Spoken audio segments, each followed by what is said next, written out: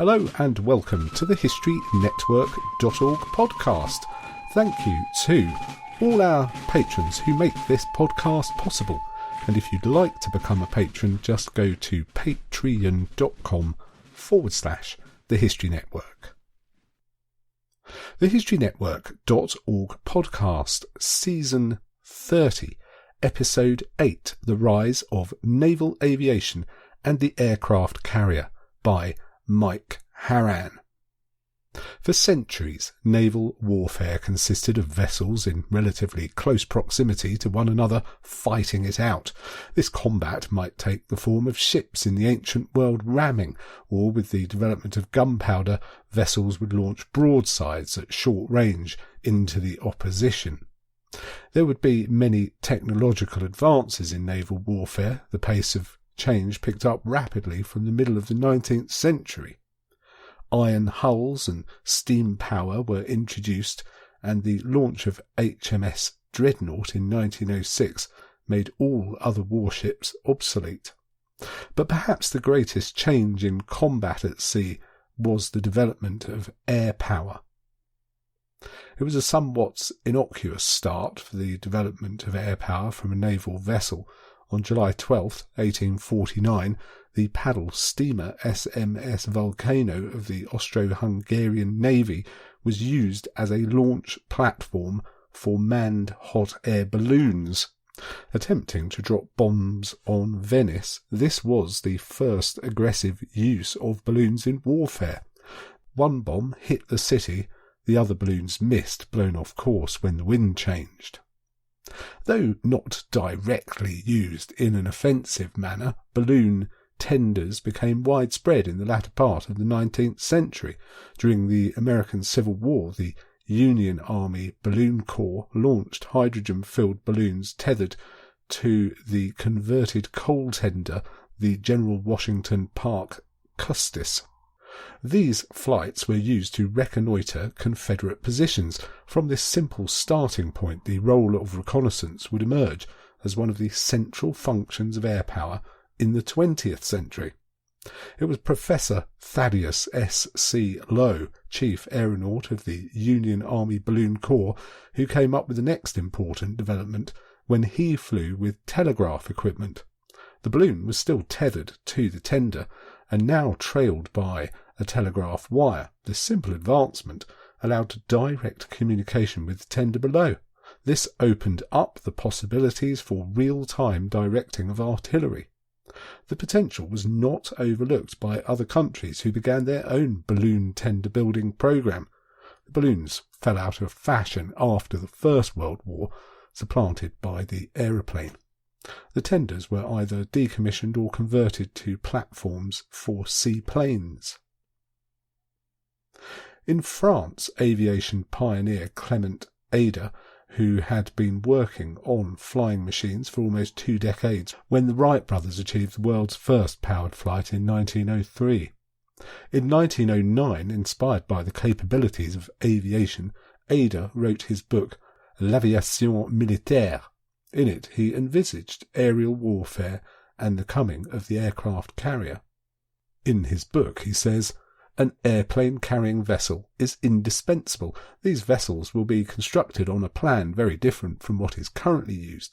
First of all, the deck will be cleared of all obstacles. It will be flat, as wide as possible, without jeopardizing the nautical lines of the hull, and it will look like a landing field." In just 5 years, the book would be reprinted 10 times. The American naval attaché in Paris felt it was so important he sent a copy of the book along with his observations back to the USA. Frenchman Henri Fabre made naval aviation history in 1910 when he flew the first seaplane in a lagoon near Marseille. Named Le Canard, it flew 500 metres before landing. Amazingly, Fabre had no prior flying experience. He flew the float plane successfully 3 more times that day, and within a week he had flown a distance of 5.6 kilometres, or 3.5 miles. The flight convinced the French to convert the ship Foudre into the world's first aircraft carrier. Foudre was originally built as a torpedo boat tender and had been refitted a number of times. In 1911 she was fitted with a crane, hangars, and a deck was installed at the bow for the seaplane to take off from. The seaplane would land on the water and be craned on board for stowing. The Foudre proved a success. During large-scale naval manoeuvres, seaplanes were used in a reconnaissance role. Planes flown from the Foudre sighted the opposition and foiled a surprise attack. By 1913, the French Navy had 11 seaplane pilots and more planes were on order. The British weren't to be left behind. In 1917, they ordered the first purpose-built aircraft carrier, HMS Hermes. Unfortunately for the Royal Navy, by the time Armstrong Whitworth had completed her, the ship was commissioned in 1924. They had been beaten by the Imperial Japanese Navy, who commissioned their first carrier, Hosho, in 1922. To add to the ignominy, Hermes would be sunk by Japanese aircraft in 1942, whereas Hosho would survive the Second World War, having taken part in the attack on Pearl Harbor and the Battle of Midway. What is significant about these first ships, specifically laid down as aircraft carriers, is they showed another change in naval aviation. The acceptance that the seaplane, a plane that could land on the sea, was an ineffective choice of plane for carriers. The carriers needed to slow down to collect and winch the seaplane back on board. The whole process could be hampered by bad weather.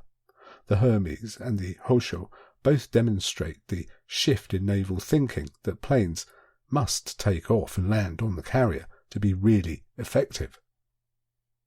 But how were these new vessels to be used?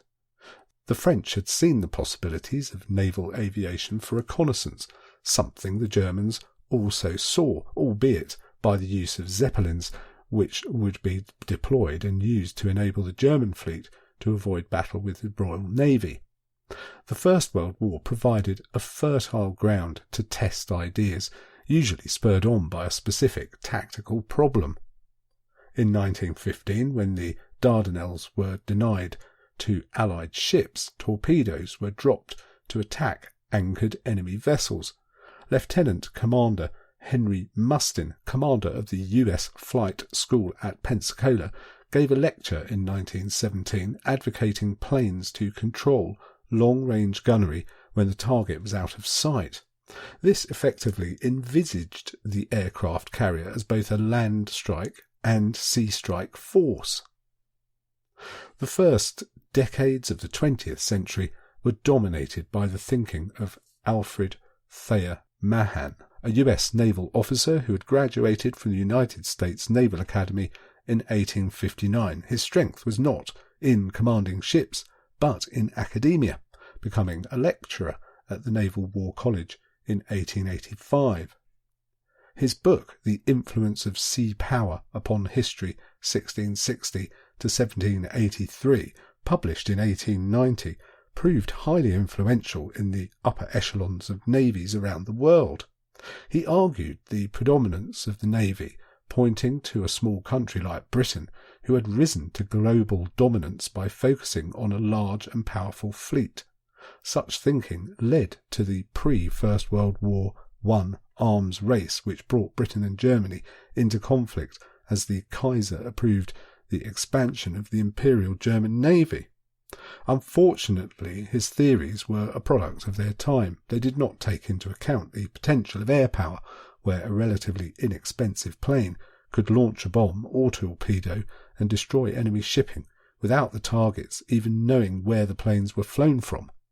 This failing in his thinking would be hammered home, firstly at Pearl Harbor, then across the rest of the fighting in the Pacific during World War II.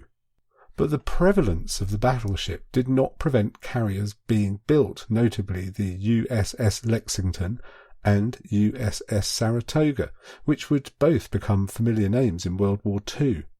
In these early years of naval aviation, navies failed to make the tactical leap to an independent strike force built round the carrier. The carrier would be an adjunct to battle groups based around battleships.